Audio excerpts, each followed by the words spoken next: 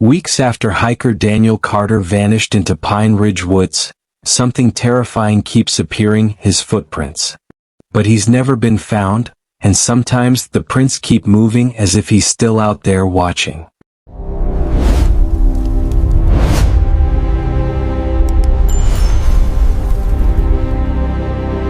The first thing Daniel noticed wasn't the house.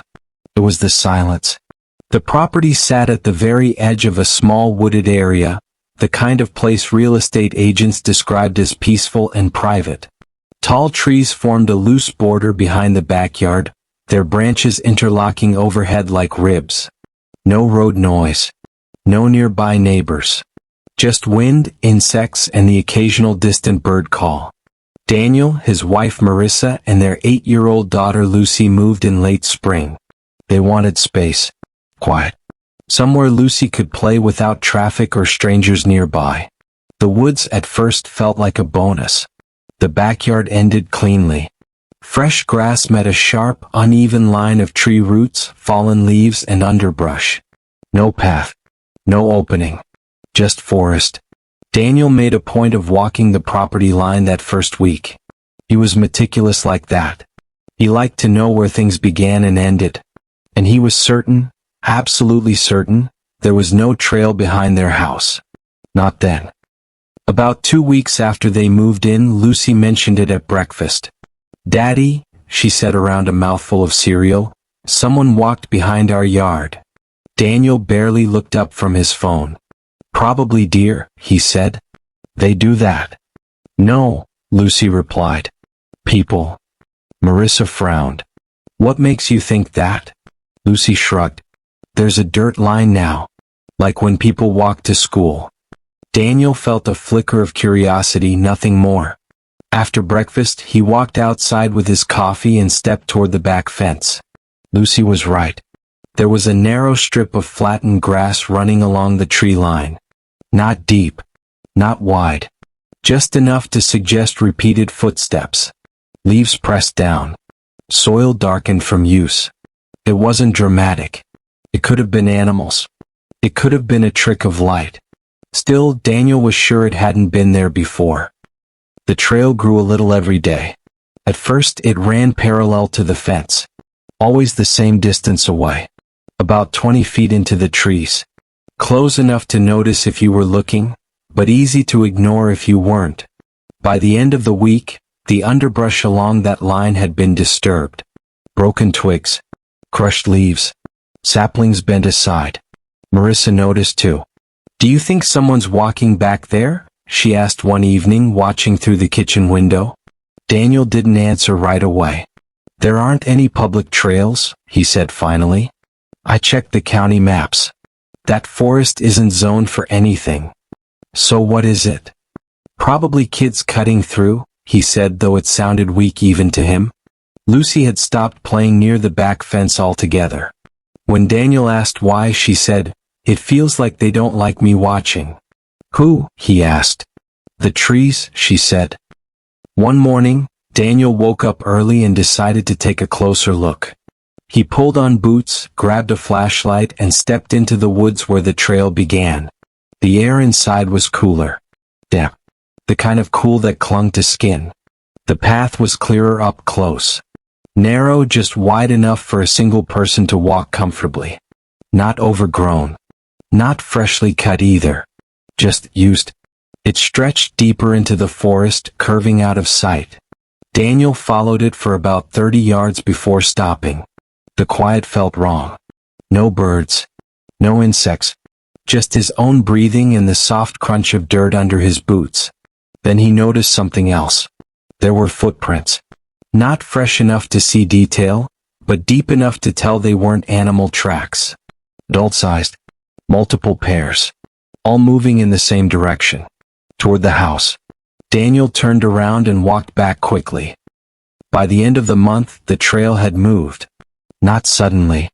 Not dramatically. But undeniably closer. Now, instead of running parallel to the fence, it curved inward. Angled. Closing the distance. The grass between the fence and the trees no longer stayed upright. Something, or someone, had started walking across it regularly.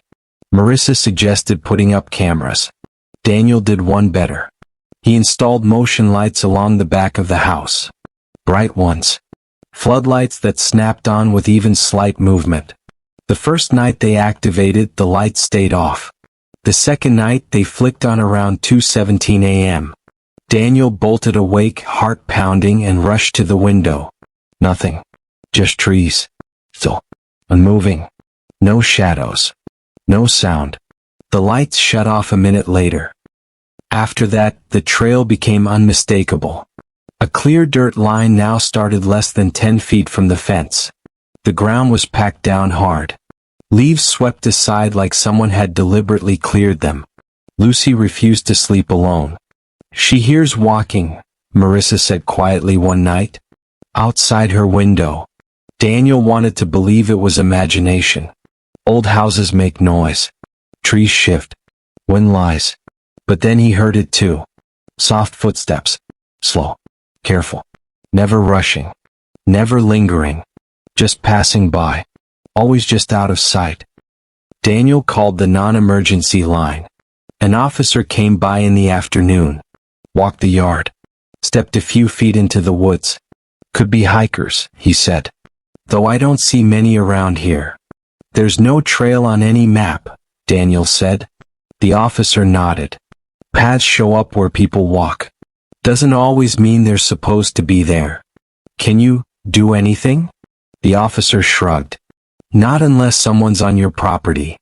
Daniel watched him leave, feeling no safer than before. The trail reached the fence in early summer. There was no denying it now. Dirt pressed right up against the metal posts. The grass between was gone entirely. One morning Daniel found something else. A footprint on the outside of the fence. 1 foot. It. Facing inward. As if someone had stood there, close enough to see into the yard. Close enough to look through Lucy's bedroom window. That night, the motion lights came on again. And stayed on. Daniel looked out. The trail was empty. But the trees beyond it weren't. They stood too close together now. Branches bent in ways they hadn't before. The forest felt crowded. Pressed inward. Then he noticed movement. Not walking. Swaying. Multiple shapes shifting slowly side to side as if adjusting their stance. The lights shut off. Daniel didn't sleep after that. The next morning Marissa packed a bag. "We're staying with my sister," she said. "Just for a bit." Daniel didn't argue. Before they left, Lucy hugged him tight. "They're mad," she whispered. "Who is?" "The people who make the path," she said. "They don't want us here." Daniel stayed behind to arrange a temporary move. He planned to follow the next day. That night, the trail crossed the fence. He heard the metal creak softly. Not break. Not bend. Just enough to let someone through. The motion lights never came on. In the morning, Daniel walked outside. The trail now ended at his back door. Packed dirt. Pressed grass. A clear, deliberate line leading straight from the woods to the house. No footprints on the porch. No signs of forced entry. Just a path that hadn't been there before. Daniel sold the house less than a month later. Took a loss. Didn't care. The new owners never reported any issues. But neighbors say the trail is still there. They say it runs through the woods clean and narrow. And stops exactly where the house once stood. The forest they chose was the kind most people never visited twice. It sat far from paved roads, past a broken sign that warned about poor cell reception and unmaintained trails. The kind of place people only went if they wanted to be alone, or if they believed nothing bad could happen to them. There were 5 of them, friends from college, all in their early 20s. They'd been planning the trip for weeks. Just one night. No cabins. No other campers. Just tents, a campfire, and the quiet. By the time they arrived, the sun was already dipping low behind the trees. Shadows stretched across the clearing as they unloaded the car, laughing, arguing over who forgot what, pretending not to notice how still everything was. The campsite itself looked normal enough. A wide dirt clearing. A ring of stones in the center for a fire pit. Logs nearby, half burnt and blackened. Someone joked that it looked like a horror movie set. They laughed and kept setting up. The fire was easy to start. Dry wood. No wind. The flames caught quickly and crackled loud enough to push back the silence. They cooked cheap food, drank from dented cans, and told stories that grew louder as the woods grew darker. At some point, one of them, Mark, noticed the logs stacked neatly nearby. Too neatly. "Did one of you do that?" he asked, nodding toward them. Nobody had. They brushed it off. Probably left over from some other campers. The place wasn't abandoned forever after all. As night settled in, the trees formed a solid wall of black. The fire became the only thing they could see clearly. Everything else felt distant, too far away to matter. Around midnight, they finally crawled into their tents. Before they did, they made sure to put out the fire properly. They stirred the ashes, doused it with water, watched until there was nothing left but smoke and dull gray embers. Everyone saw it. The fire was dead. Sometime in the early morning, one of the girls, Lena, woke up suddenly. She didn't know why at first. Her tent was dark. Quiet. Too quiet. Then she smelled it. Smoke. Not heavy but fresh, unmistakable. She froze, listening. No footsteps. No voices. Just the soft crackle of something burning. Slowly, carefully, she unzipped her tent just enough to see outside. The campfire was lit. Not roaring but alive. Small flames licking the wood, glowing softly like someone had just finished tending it. She stared at it, her heart pounding. They had put it out. She was sure of it. Her first thought was that one of her friends had woken up early and restarted it. But no one was sitting there. No silhouettes. No movement. Just the fire. After a moment, she zipped the tent shut again, telling herself she was half asleep. That she'd imagined it. That sleep did strange things to the brain. Eventually, she drifted back off. When morning came, it was Mark who noticed something was wrong. The fire pit was warm. Not barely warm. Warm enough that he pulled his hand back when he touched the stones. "Who was up last night?" he asked casually. Nobody answered. They all looked at each other, confused. Lena hesitated, then spoke up. I woke up earlier," she said. The fire was on. That got their attention. "You probably dreamed it," someone said. "We put it out." "That's what I thought," Lena replied. "But I smelled smoke. It was real." They inspected the pit. New ash. Charred wood that hadn't been there before. One of the logs near the fire pit had been moved. Positioned differently than the night before. Still, no one wanted to say it out loud. Someone must have wandered through. Another camper. A hiker. Maybe they hadn't been as alone as they thought. It was unsettling, but not enough to panic. Not yet. They decided to stay one more night. That decision would follow them for the rest of their lives. Throughout the day, little things felt off. Footprints at the edge of the clearing that didn't match their shoes. Trash that had been moved. A stick leaned against Mark's tent that hadn't been there before. By sunset, the mood had changed. Conversations were quieter. Laughter felt forced. They built another fire, this time keeping it larger, brighter. "If someone's around," Mark said, trying to sound confident, "they'll see we're not an easy target." The words hung in the air longer than he probably intended. That night, no one slept deeply. Every crack of wood, every rustle of leaves, every distant sound made them tense. Sometime after midnight, the fire began to die down naturally. No one added more wood. They watched it fade, until it was gone. Once again they made sure. Stomped the embers, poured water, waited. Then they went to their tents. The sound woke all of them. At the same time. A sharp crack. Like wood snapping under pressure. Then another. And another. From outside. Slowly, one by one, they unzipped their tents just enough to look. The fire pit was blazing. Higher than before. Fresh logs stacked carefully, burning evenly. And this time, Someone was sitting beside it. A man. Tall. Thin. Wearing a dark jacket despite the heat. His back was to them. He held a stick and poked at the fire slowly, deliberately, like he had all the time in the world. No one spoke. No one moved. They just watched. Then the man spoke. Not loudly.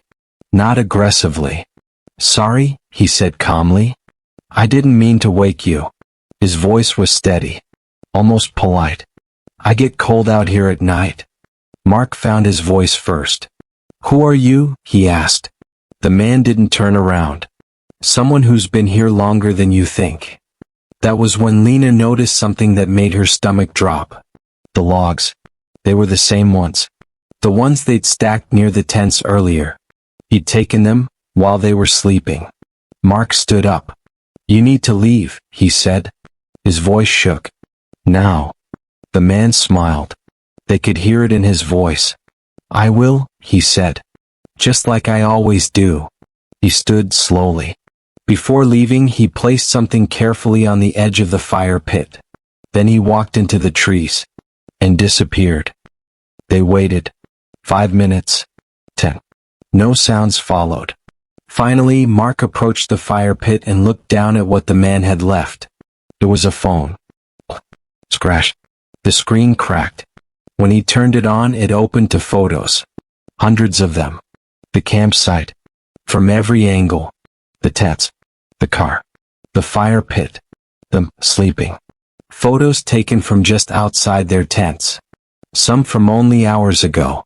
Others from weeks earlier. Months. This wasn't the first group. There were pictures of other campers. Other fires. Other people who'd never noticed they weren't alone. At the very bottom of the gallery was a video. Dated that night. In it, the man whispered softly to the camera.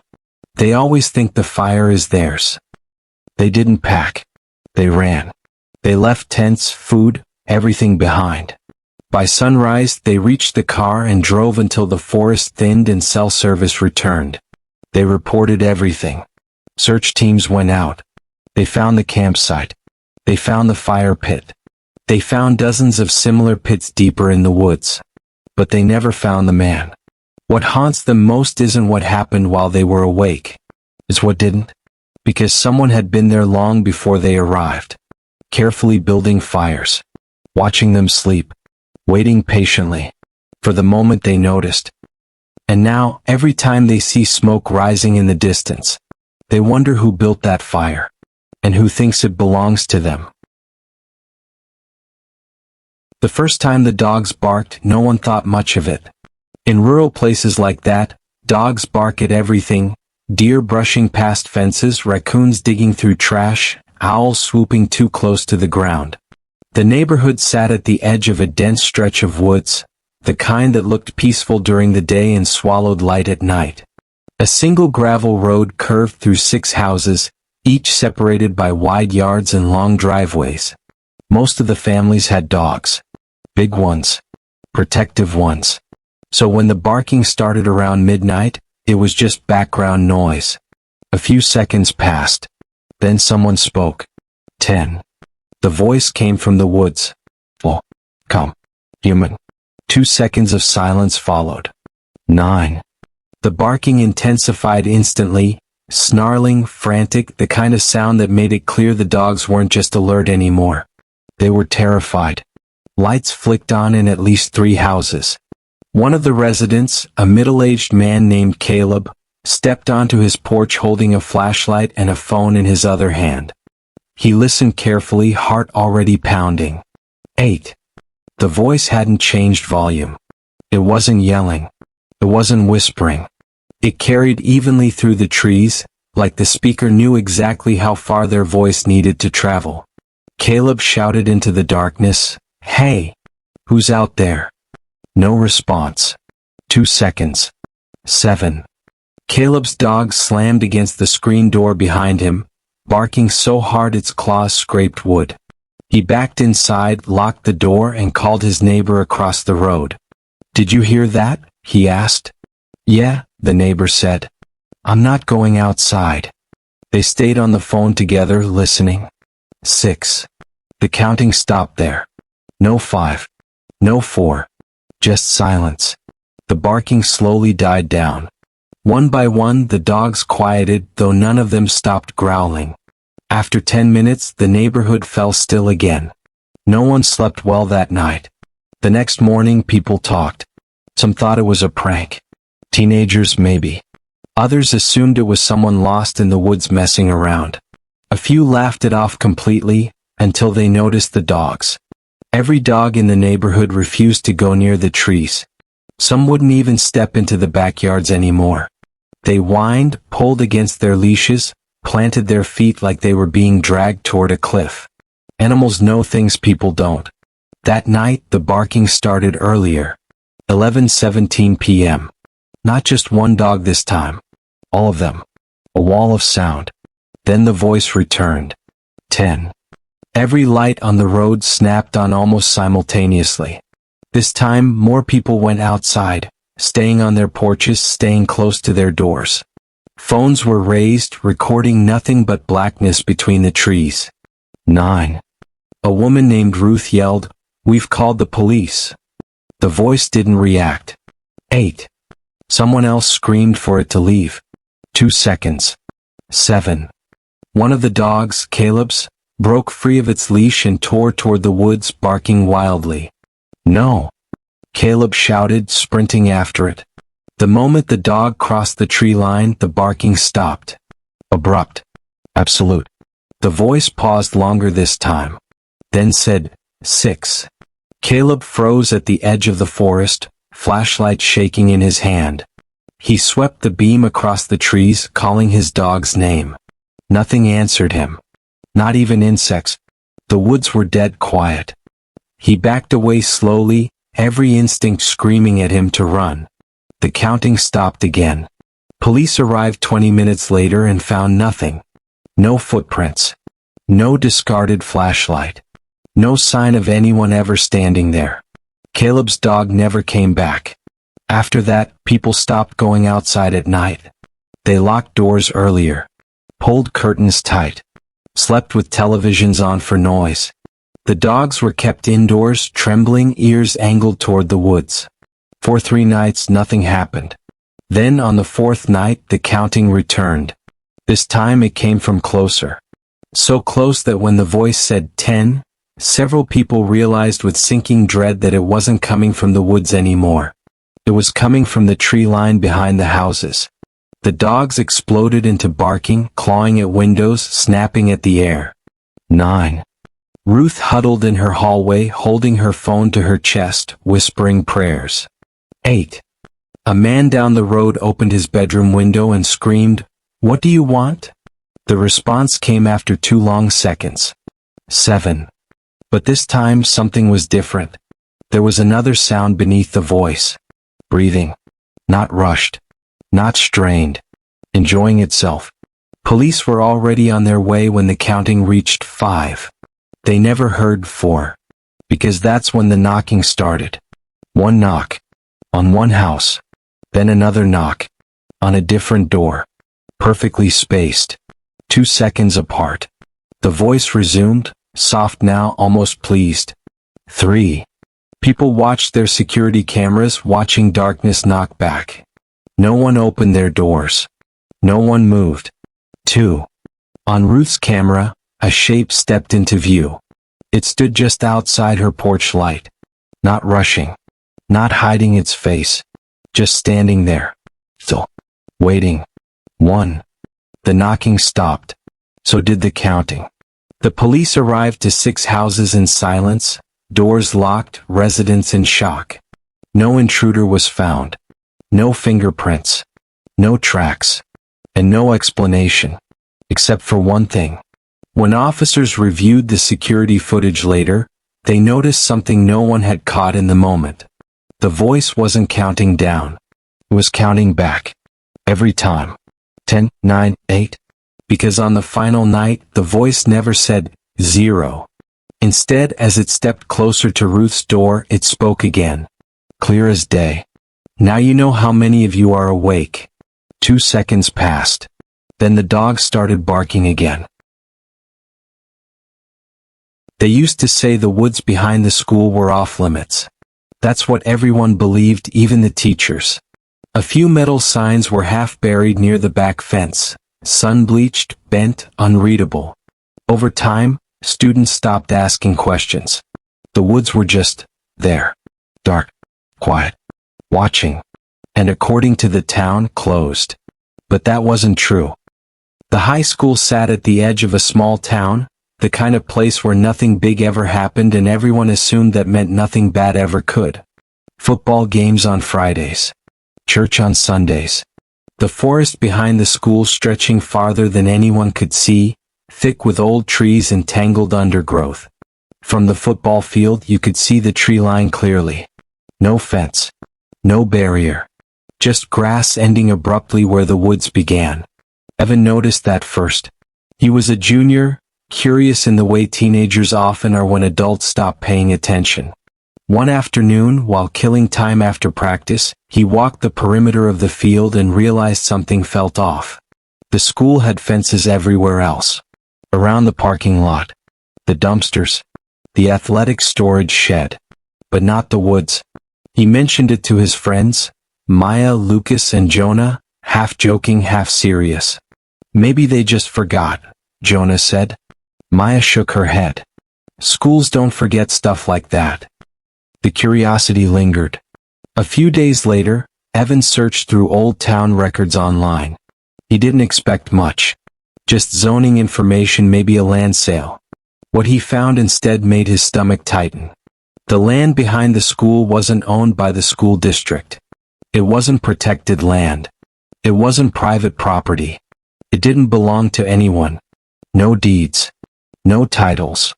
No listed owner going back decades.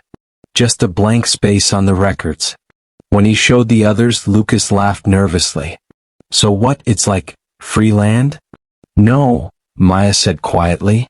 It's like no one wants it. They decided to go in on a Friday afternoon. Daylight. Safe. Just a look. At first the woods felt normal. Crunching leaves. Birds calling. Sunlight filtering through branches. A narrow, worn path appeared almost immediately, like people had been walking it for years. That surprised them. See, Jonah said. People come back here all the time.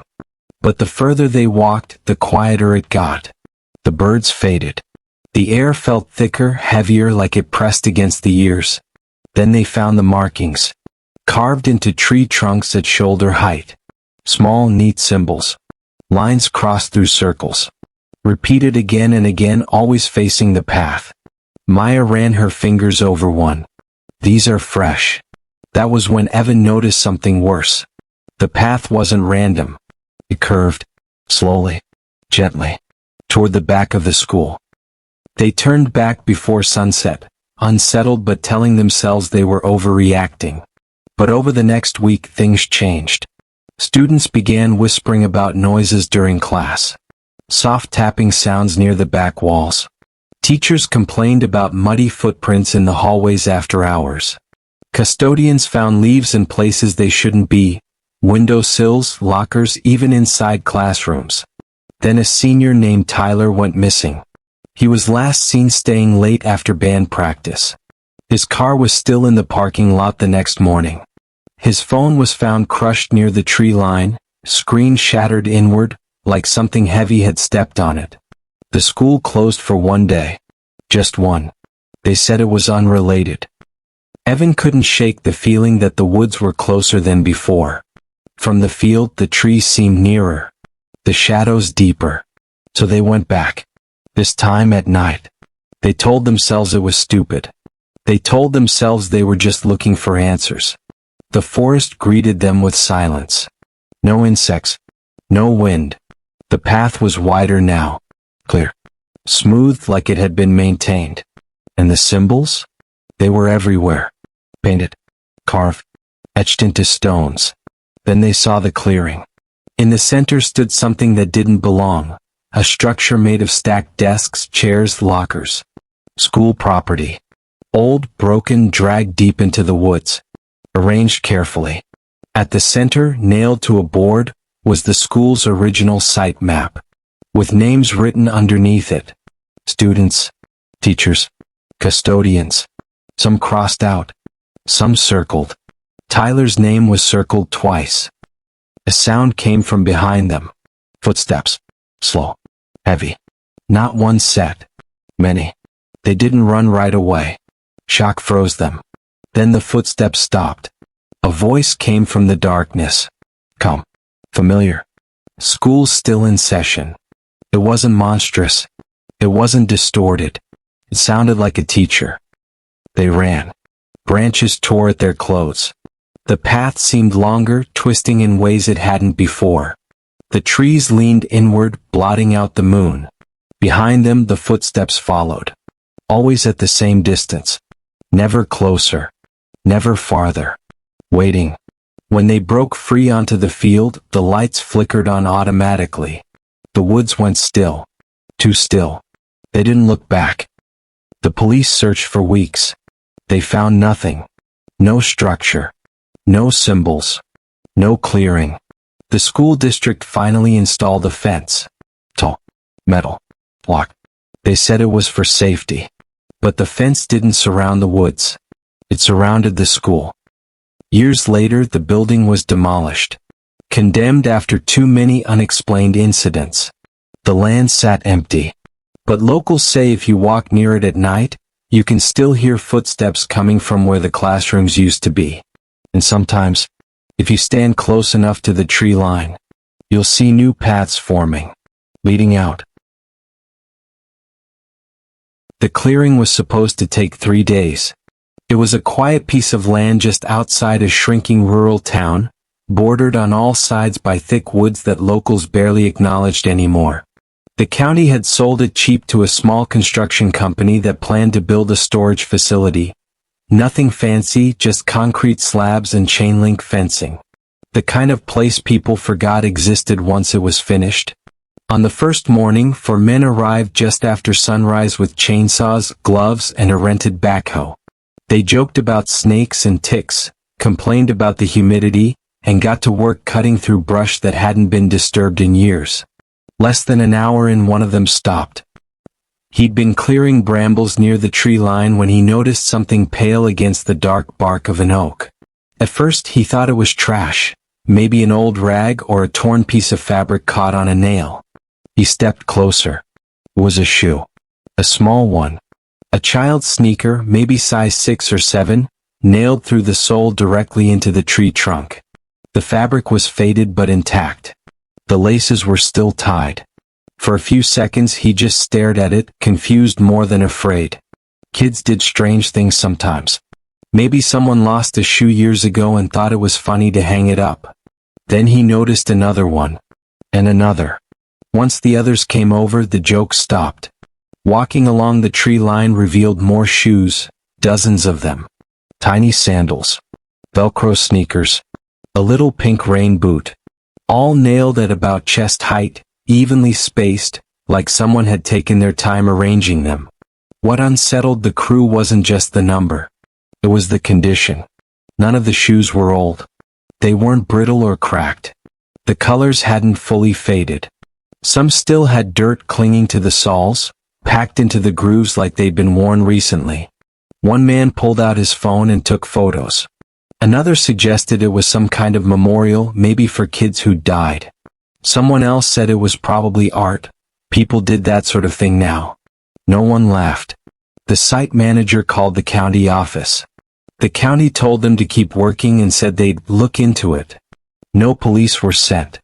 No instructions were given to remove the shoes. So the men tried to keep working. But it was hard to ignore the feeling that the woods were aware of them now. The chainsaws echoed too loudly. The air felt heavier. Every time someone turned their back to the trees, they felt watched. Late that afternoon, one of the men wandered farther into the woods to mark trees for removal. He didn't mean to go far, but the ground dipped and rose unpredictably, and the light thinned faster than he expected. That was when he found the smallest shoe. It wasn't nailed to a tree. It was hanging from a branch by its laces, gently swaying. Inside it, tucked deep where a foot would go, was something folded. A sock. No blood. No dirt. Just a small white sock neatly placed. He didn't touch it. When he returned to the others pale and shaken, they finally shut everything down for the day.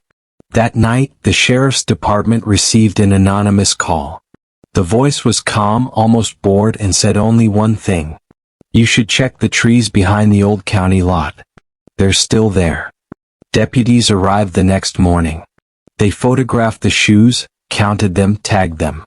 37 in total. No missing children reports matched the exact number. No parents came forward recognizing a pair. None of the shoes had names written inside. They assumed it was some kind of sick prank. The county ordered the trees cleared anyway. That's when the ground was disturbed. The backhoe barely dug 2 feet before hitting something that wasn't rock. The operator climbed down, annoyed, and uncovered what he thought was a bundle of rags. It wasn't. It was a child-sized jacket, carefully folded. Beneath it were more clothes. Shirts, pants, socks. All clean. All placed deliberately. But no bodies. The sheriff halted the project immediately. State investigators were called in. The land was taped off. News vans showed up, buzzing the edge of the woods like flies. They searched for weeks. They found shallow pits where soil had clearly been turned and turned back again. They found footprints, small ones, pressed deep into the earth near the trees, all facing inward toward the woods. Still no remains. Experts argued on television. Psychologists speculated about ritualistic behavior. Locals whispered about an old man who used to live nearby decades ago, someone who watched the woods too closely. Then the case went cold. The land remained untouched. The trees were left standing. Over time, weeds reclaimed the clearing. The tape fell down. People stopped talking about it. Until a year later. A hiker came into the sheriff's office carrying something wrapped in a jacket. He'd been walking a trail several miles from the clearing when he noticed something nailed to a pine. A shoe. It was new. Barely scuffed. And inside it, stuffed tightly, was a folded note. 3 words written in careful block letters. They grew. Authorities searched again. They found more shoes. Bigger ones this time. Teen sizes. Adult sizes. Always nailed at chest height. Always facing inward. And every time they found a cluster, they found empty clothes buried nearby, neatly folded as if the owners had stepped out of them willingly. No blood. No signs of struggle. Just absence. The woods are still there. And sometimes hikers say they hear movement between the trees, not footsteps, not animals, but the soft, rhythmic sound of fabric brushing fabric. Like children walking barefoot, carrying something heavy, deeper into the trees. Then, silence. The first time anyone noticed him, they didn't think it was strange at all. He was standing near a fork in the trail, just inside the tree line, hands tucked into the straps of a faded backpack. He looked like every other weekend hiker. Mid-30s maybe, baseball cap pulled low, calm smile, relaxed posture. The kind of person you'd expect to see out there. When the 3 women passed him, he stepped aside politely and nodded. "Morning, Sarah," he said. She froze. Her friends took another step before realizing she hadn't followed. Sarah turned slowly, heart thudding, and stared at the man. "I'm sorry," she said. "Do I know you?" He smiled wider, like he'd expected the question. "No," he said lightly. "But you're doing great on the incline so far. It flattens out after the ridge." He stepped aside again, letting them pass. The women walked another 10 yards before one of them whispered, "How did he know your name?" They laughed it off. Someone must have heard it earlier at the trailhead. Maybe she'd introduced herself near the parking lot. It made sense. People talked. Except Sarah was quiet by nature. She rarely spoke to strangers. And she was certain she hadn't said her name out loud that morning. Still, they kept walking. That should have been the end of it. It wasn't. Over the next 2 months, hikers kept mentioning the same man. A friendly guy. Always alone. Always deep in the forest. Never near the entrance, never on the easy paths. He showed up miles in where cell service dropped and the woods pressed closer together. And every time he knew names. Not just first names. He knew nicknames. Middle names. He knew who was hiking for the first time and who came every weekend. He knew which couples were married and which ones weren't supposed to be together. He never said anything threatening. Never followed anyone. Never raised his voice. He just knew. One man reported that the stranger greeted him with, "You finally convinced her to let you come back out here, huh, Mark?" Mark had nearly dropped his walking stick. His wife had begged him not to hike after a previous injury. That argument happened in their kitchen 2 weeks earlier. Another woman said the man waved and asked if her sister was feeling better. Her sister had cancer. She lived 3 states away. Word spread fast among regular hikers. Some joked that he was psychic. Others said he was just observant. Good with people. Maybe he volunteered with search and rescue and recognized faces. But no one could explain how he knew things that were never said. Things that never happened in the woods at all. Then the rangers got involved. At first they brushed it off. There was no crime. No reports of stalking. No missing persons connected to him. But when they checked their records, something unsettling stood out. No one had signed in under his description. Not once. Trail cameras didn't catch him either. The cameras caught deer, bears, coyotes, even trespassers who tried to avoid them. But the man who knew everyone's name never appeared on footage. One ranger suggested the cameras were malfunctioning. Another didn't say anything, just stared at the empty frames longer than necessary. Things escalated the day a high school group went missing for 6 hours. They'd gone on a guided hike with a volunteer chaperone. 5 teenagers. 1 adult. All experienced enough to handle the trail. Halfway through they met the man. He greeted each of the kids by name. Every single one. He laughed with them. Asked about school. Complimented one boy on his varsity jacket, even though the jacket was under a hoodie. The chaperone later said something about the encounter felt wrong. Not dangerous. Not aggressive. Just invasive. Like someone reading a diary out loud. They continued hiking. An hour later, they realized the trail markers no longer matched the map. Trees looked familiar but wrong. The air felt heavier. Quieter. The kids started to panic. That's when they heard the man's voice again. Somewhere ahead of them. Calm. Friendly. Telling them they'd gone the wrong way. He told them their parents would be worried. He told one girl her mother hated waiting by the phone. He told another boy his dad blamed himself when things went bad. That was when the chaperone grabbed the kids and ran. They followed a stream downhill until they broke through the trees and found a service road. 6 hours after they disappeared, dirty and shaken but unharmed. They all told the same story. The man never followed them. He never had to. After that, the forest was partially closed. Unofficially, people still went in. They wanted to see him. Some believed he was an urban legend. A shared hallucination. A hoax. Until a man named Daniel decided to record his hike. Daniel was meticulous. Former military. Always prepared. He wore a body cam. Logged his route. Told his wife exactly where he'd be. 2 hours in, he stopped abruptly. The camera caught the moment his breathing changed. The man stood on the trail ahead. "Hey Danny," he said warmly. "Your daughter finally slept through the night." Daniel whispered, "That's not my name." The man tilted his head. "It is at home." Daniel demanded to know how he knew about his child. How he knew his nickname. The man didn't answer. Instead, he asked Daniel why he still dreamed about the accident. Daniel stumbled backward. He shut off the camera and left the forest immediately. That footage never surfaced publicly. Only rangers saw it. They tried to find the man. They set up patrols. Extended camera coverage. Brought in specialists. Nothing worked. Then an old document surfaced in the park's archived records. A handwritten log from the early 1900s. It mentioned a guide. Not by name. Just the man. According to the log, he helped lost travelers. knew them intimately, spoke as if he'd always known them. People trusted him. They followed him. And they were never seen again. The last entry, written by a park official, ended abruptly. It warned future staff to ignore him, to never answer when he called your name.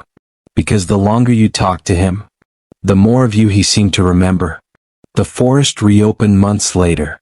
The sightings slowed, but they never stopped. And every now and then, deep in the woods, hikers still talk about a friendly man who greets them like an old friend. He smiles. He steps aside. And he says their name out loud, as if he's been waiting for them to finally come back. They chose the trail because it was supposed to be easy. A wide loop through protected woodland just outside a quiet town, marked clearly on a park map, no steep climbs, no dangerous drop-offs. The kind of hike people did after work when they wanted fresh air without thinking too hard about survival. There were 4 of them. 2 couples. All in their mid-20s. None of them strangers to the outdoors. They parked just before sunset, laughing, adjusting backpacks, checking phone flashlights that still had plenty of battery. The plan was simple: walk the loop, be back before full dark, grab food on the way home. The woods swallowed daylight faster than they expected. By the time they reached the halfway point, the sky above the trees was already fading into that deep blue that comes right before night. The trail ahead stretched forward in a thin ribbon of dirt, surrounded by dense trees on both sides. That was when the first one of them noticed the sound. Footsteps. At first, it blended in perfectly with their own. Leaves crunching. Twigs snapping. The soft scuff of shoes against packed earth. Nothing unusual. Until one of them stopped walking. The footsteps didn't. They just kept going. One extra step. Then another. Someone laughed nervously and said it was probably an echo. They all started walking again, quicker this time, and the sound merged once more with their own movements. Problem solved. Or at least ignored. A few minutes later, one of the women slowed down to tie her shoe. Everyone else stopped with her. The forest went quiet. Then, behind them, 2 footsteps crunched into the leaves. Not close. But not far either. There was no voice. No cough. No branch snapping to announce a person stepping out. Just the sound of someone shifting their weight in the dark. Someone shined a flashlight backward. The beam cut through tree trunks, low brush, and shadows. No one was there. They stood frozen longer than anyone wanted to admit. Probably another hiker, one of them said. Or an animal, someone else added too quickly.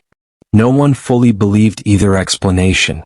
They started walking again, faster now, conversation thinning into short, clipped sentences. The forest felt tighter. The trees closer together. The darkness heavier. And that's when it started matching them. Step, step, pause. They paused. So did it. They walked. So did it. But always just slightly out of sync, like someone copying their movements with a delay. No breathing. No voice. No shuffle of someone trying to stay hidden. Just the clean, deliberate sound of feet finding the same ground they were on. They didn't run. Not yet. Running felt like admitting something was wrong, and none of them were ready to do that. Then one of them tripped. It happened suddenly, his foot catching on a root, his body pitching forward, hands hitting dirt. The sound was loud in the quiet forest. The footsteps behind them stopped immediately. The silence that followed was worse. He scrambled up, heart racing, eyes wide. "Did you hear that?" he asked. Everyone had. Someone whispered, "Hear what?" Before anyone could answer, a single step sounded from the trees. Closer than before. Too close. They ran. Flashlights bounced wildly as they bolted down the trail, lungs burning, branches whipping at their arms. Their own footsteps drowned out everything else, and for a moment that made it easier. Safer. They burst into a clearing where the trail widened slightly, gravel crunching beneath their feet as they slowed, bent over, gasping. Silence again. One of them laughed, a shaky, almost hysterical sound. Okay. That was nothing. Right? That was when they realized something was wrong with the sound. There were only 4 sets of breathing. But there were 5 sets of footprints in the gravel. They didn't line up neatly. 4 clustered together, overlapping, frantic. The 5th stayed separate. Calm. Evenly spaced. Pointed toward them. No one spoke. They turned slowly, scanning the clearing with their lights. The beams reflected off dust in the air, tree bark, low brush. No person. No animal. Nothing that explained the footprints slowly filling in behind them. Then right at the edge of the light, the gravel crunched again. 1 step. Not walking. Not running. Just standing, shifting weight. They backed away together, flashlights shaking. "Who's there?" someone called, their voice cracking. No answer. The footsteps followed when they moved. Stopped when they stopped. Always keeping the same distance. Always unseen. They reached a point where the trail narrowed again, forced back into the woods.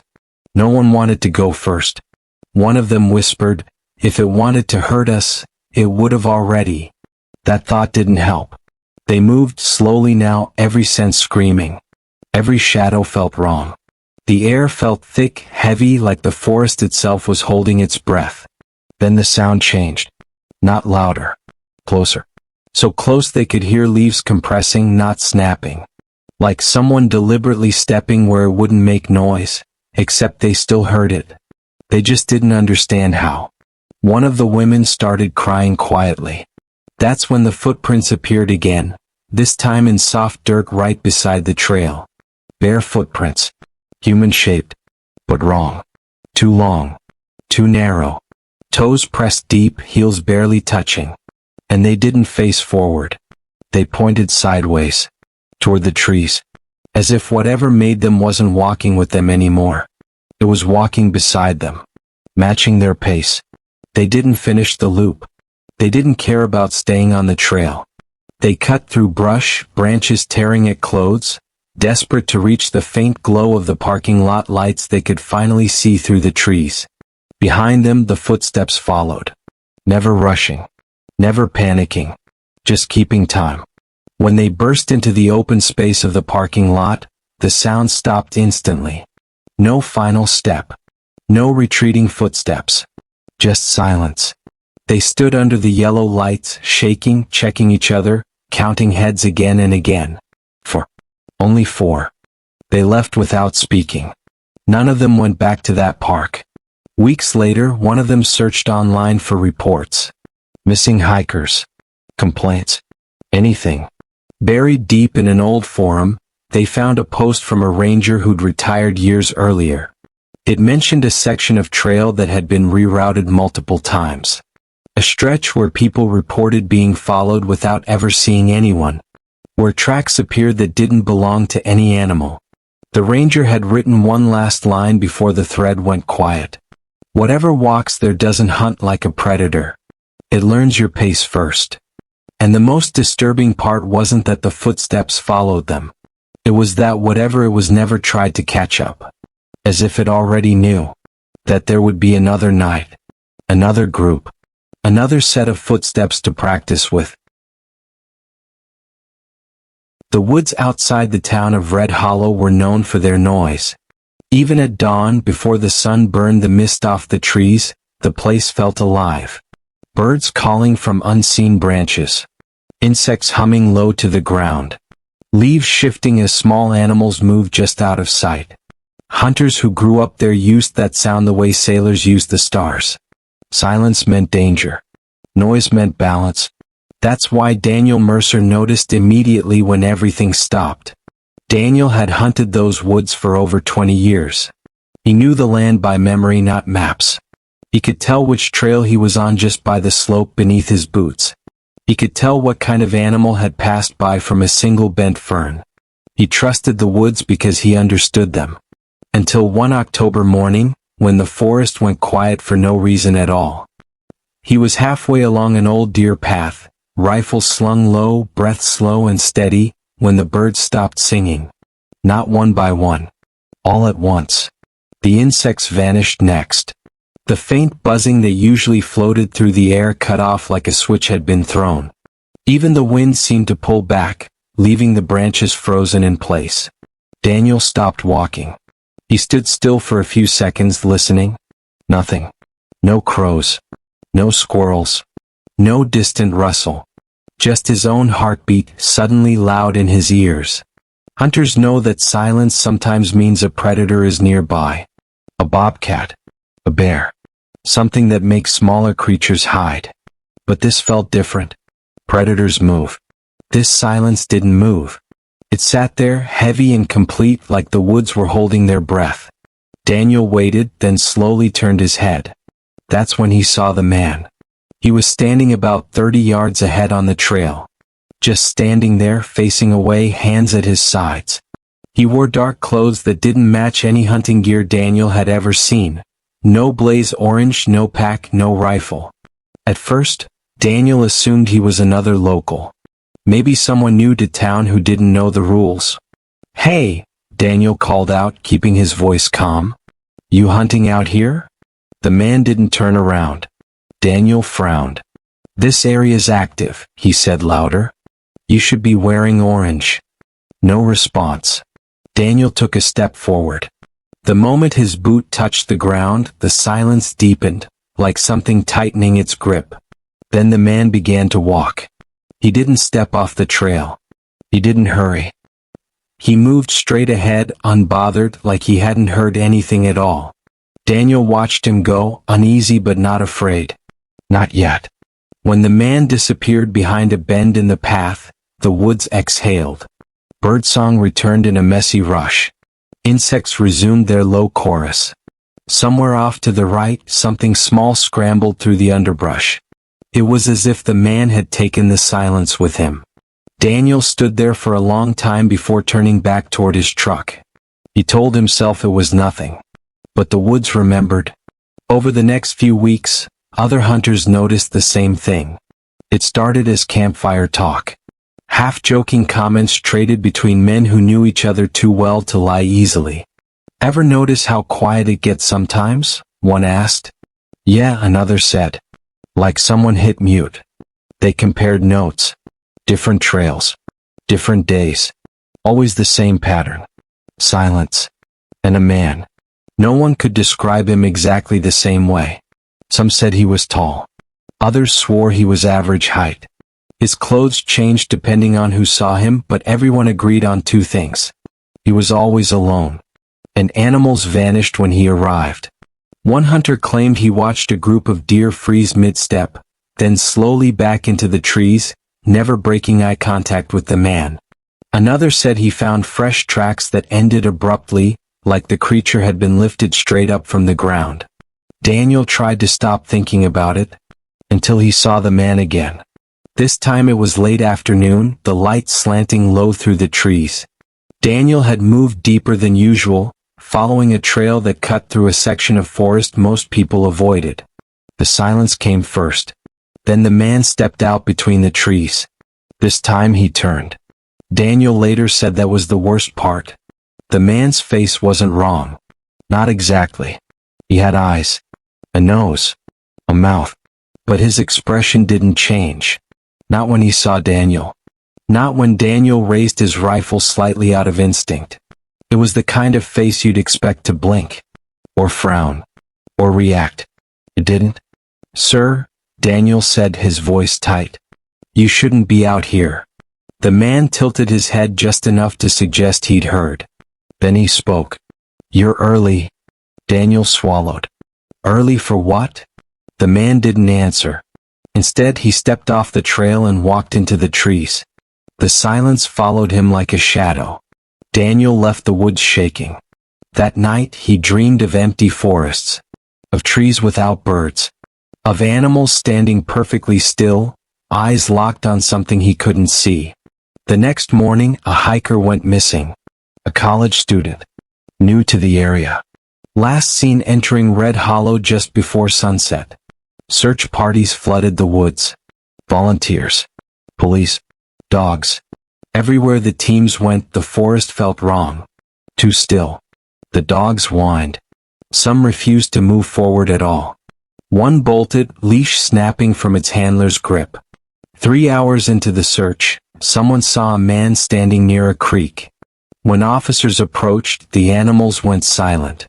The birds vanished. The man stood calmly watching. "Sir," one officer called. "We need you to come with us." The man smiled. It was the first expression anyone had ever seen from him. Then he stepped into the water and kept walking. The creek wasn't deep, but it widened fast. The man didn't slow, didn't struggle, didn't resurface. When officers reached the spot, the water was empty. The silence lingered longer that time. The hiker's body was found 2 days later, miles from where he'd gone missing. There were no signs of an attack. No wounds. No clear cause of death. Just one strange detail. Every animal track around the body faced away from it, as if nothing in the woods had wanted to look at what happened there. Daniel stopped hunting after that. So did many others. But the woods didn't empty completely. People still went missing from time to time. Hikers, photographers, curious teenagers looking for something to scare themselves with. Locals learned the rule without ever writing it down. If the forest goes quiet, you leave. Because according to the oldest man in town, a former ranger who rarely spoke anymore, the woods weren't afraid of the man. They were making room. And when the forest finally falls silent around you, it's because he's already decided you belong to it. Weeks had passed since the last anyone saw Daniel Carter. A seasoned hiker, he was familiar with every twist and turn of the Pine Ridge Trail, a place locals had warned was easy to get lost in. But Daniel wasn't careless. At least no one thought he was. Yet, on a crisp October morning, he didn't return from what should have been a simple 4-hour hike. The first day, his absence seemed like a minor inconvenience. Maybe he had stayed out longer than expected. But when night fell, and then the following morning, search parties were organized. Hikers, volunteers, and even local police combed the trails for any sign of him. They found nothing. No backpack, no footprints, nothing. It was as if Daniel had vanished into thin air. Weeks later, the search officially ended. Authorities chalked it up to a tragic accident. Perhaps he had fallen or gotten lost and succumbed to the cold. Friends and family tried to move on, though the ache of unanswered questions lingered like a shadow. Then it started. Near the trailhead where Daniel was last seen, hikers began noticing something odd. Fresh footprints appeared overnight, every few days, as if someone, or something, was retracing the steps Daniel had once taken. The strange thing was, the prints looked exactly like his size, stride, gait. People first assumed it was a prank. Someone with the same shoe size walking deliberately to spook others. But these weren't ordinary footprints. They were pristine. No disturbances of leaves, no broken twigs, no surrounding debris. Just Daniel's footprints appearing in the soft dirt, perfectly aligned with the trail as though he had walked it yesterday. One weekend, a group of hikers decided to follow them. They started at dawn, tracing the prints as they snaked deeper into the woods.